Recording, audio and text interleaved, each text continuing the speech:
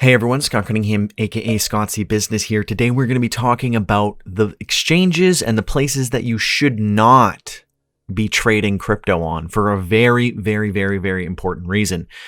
Essentially, just don't trade on any exchange that is an actual stock exchange, not a crypto exchange.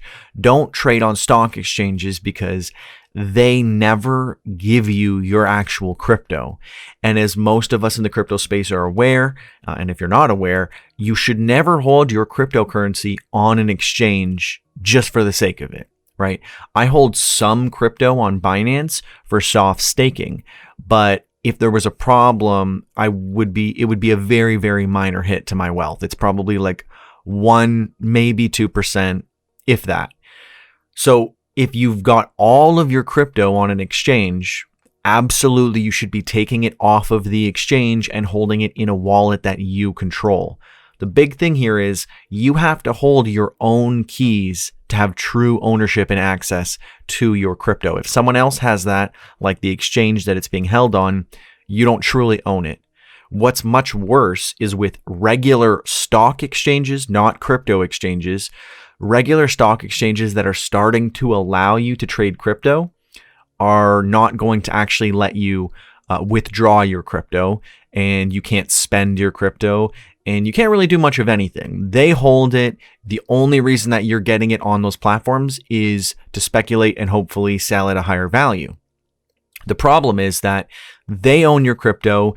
You can't do anything about it. You can't get it off. You can't spend it. You can't hold it securely. Tons and tons of issues with this, right? PayPal just recently announced that they were going to start allowing for people to purchase and sell crypto on their platform. But again, in their FAQ section, they state the exact same thing. I've not seen any fiat payment processor or like fiat stock exchanges that have offered crypto trading to not do this, right? They are keeping with their very centralized model in the same way that it's very challenging, if not impossible, to just take your stocks out of the exchange and then just hold them somewhere on your own. I have done this. I've taken out the actual certificate and then gone to another bank and deposited there. It was the lengthiest process. It took like a month or something like that. It is extremely ineffective and inefficient. Now, it's the same with crypto, except you can't actually take out your crypto at all if you're using PayPal or, Robinhood or Wealthsimple. These are just a couple examples that I'm just going to briefly share with you guys today. So when we look at first Wealthsimple, because this is a Canadian, it's a good Canadian exchange that a lot of people use. Well, they allow you to trade Bitcoin and Ethereum right now. Maybe they'll add more in the future, but it doesn't really matter because can I transact my coins or move them to a digital wallet? You can buy, sell, and hold your coins within the app, but deposits and withdrawals can only be made in Canadian dollars, aka they are going to hold your crypto in your keys. So don't do it, right? Don't just use a stock trading app because it's familiar. It's to your detriment. It's not going to be good for you at all. It's very unsecure. It's just really unideal, and it flies in the face of what crypto is meant to be. You're not supposed to be doing it this way. This is as centralized as you could possibly get, right?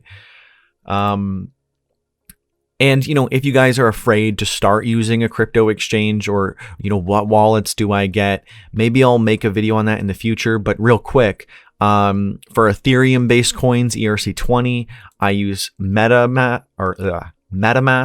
So you can see this here. Very simple, very easy to use. There's a lot of different wallets, right? For Tron, I use Tron Link, and you can use all your Tron tokens in there.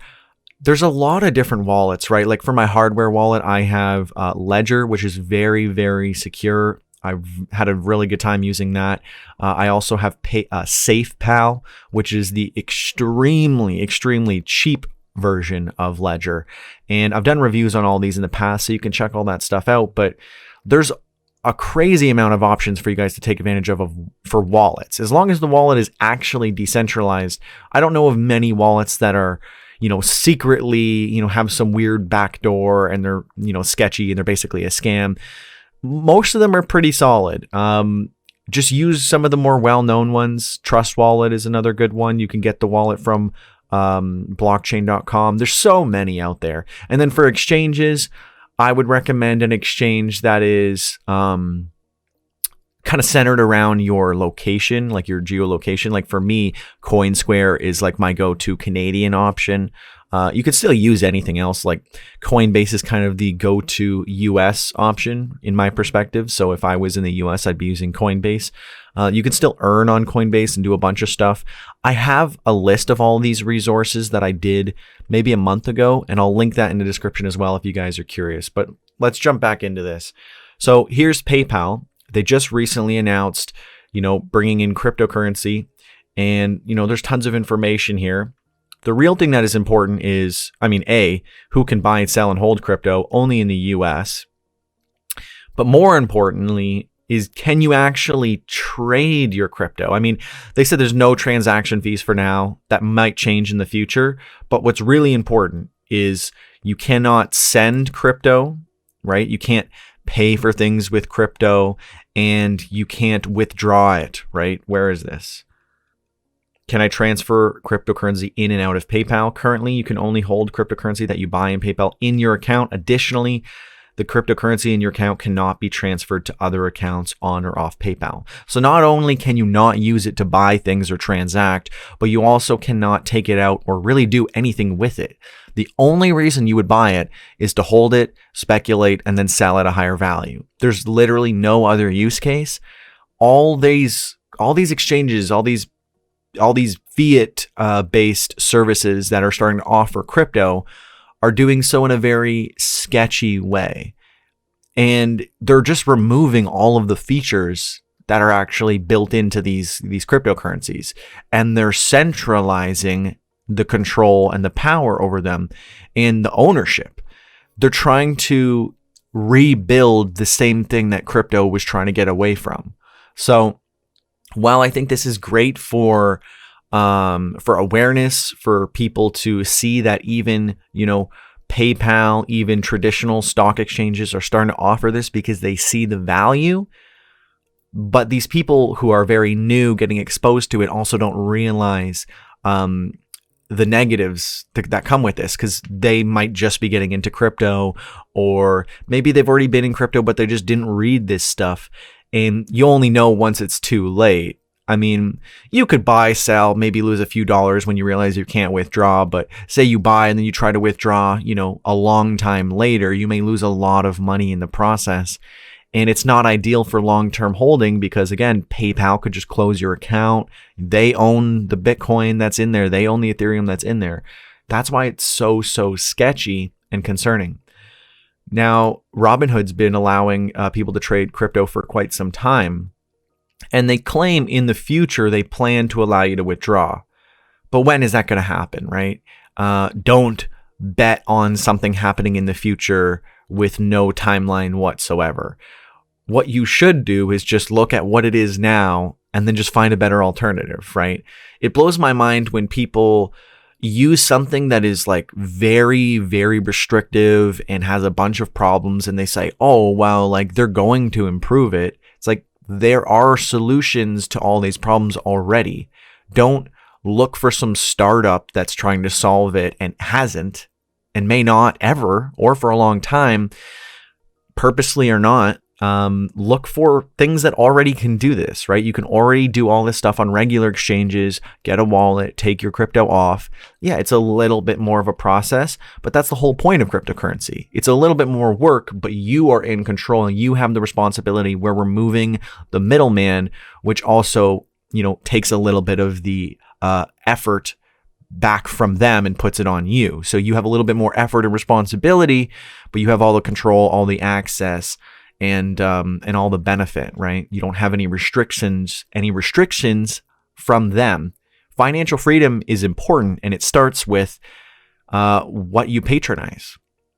So yeah, you can see here coin withdrawals. At this time, we don't support coin withdrawals, though we plan to do so, and we don't support transfers of any existing cryptocurrencies into your wallet. Our primary concern is preventing the proceeds from illegal activity. See, that's just silly, because you could still do something illegal, put your money in the bank, and then send it to Robinhood anyways. And I believe the statistic last time I checked was like a tiny, tiny percentage of money laundering and illegal activity is done with crypto, and the majority is still done with cash. So for people to position things like they're trying to, do it for the goodness of everyone, and, if this is their concern, then why is that going to change in the future? What are they going to do differently? How are they going to verify they're not? And if they find some way to remove more privacy from your crypto transactions, then either way, it's bad. It's bad what they're doing. These are just 3 examples, but I'd be willing to bet that every single stock exchange and fiat-based service that is going to allow you to trade crypto is going to do exactly this. They're not going to allow you to use crypto as it was meant to be used. They're going to try to centralize it because that's what these platforms are all about. This was the whole issue to begin with. And if they're then getting into the space because they realize how great it is, they're just going to do it with their same, motives that they've been doing previously. So a while back, PayPal was very against the idea of crypto. And of course, everyone comes around eventually because this isn't going away. But they're still not going to do it in the right way, the way that aligns with the values of people using these cryptocurrencies. So again, feel free to let me know about any other exchanges or, payment processors or whatever that are trying to do this and probably doing it the exact same way. I'd be really curious to see actually if you could find one that isn't doing something sketchy like this. And that would be really good because I'd like to highlight that and say, look, this is what we should be modeling after. Like, this is what PayPal should be following suit with. But I don't think that's going to be the case, but I'd love to hear it if you guys have found something like that. Let me know of any other, places to avoid trading crypto, and I can maybe start curating like a list or something, because these are just the first few that I picked up because, the recent announcement with PayPal. I figured I'd look at a couple other exchanges, one widely used in the US and one widely used in Canada. Again, I bet it's the same for almost anywhere that's doing this, but I'd love to see otherwise. Let me know what you think in the comments below. And thanks so much for watching. Thanks so much for watching this video to the very end. Since you did, it'd be awesome if you could give this video a like and comment #1ham in the comments below. Also, it'd be awesome if you could subscribe to this channel and follow me anywhere under @ScottCBusiness, because I'm basically on every platform. You can find all the platforms that I am mainly using though at www.scottcbusiness.com. You can also find all my social links as well as my crypto addresses if you'd like to donate to me on Cointree at cointr.ee/ScottCBusiness. And you can also donate directly by donating to scottcbusiness.crypto or scottcbusiness.eth with supporting wallets. Anyways, thank you guys so much for watching. I really, really appreciate your support. I'm Scott Cunningham, aka Scott C Business, signing off. Cheers.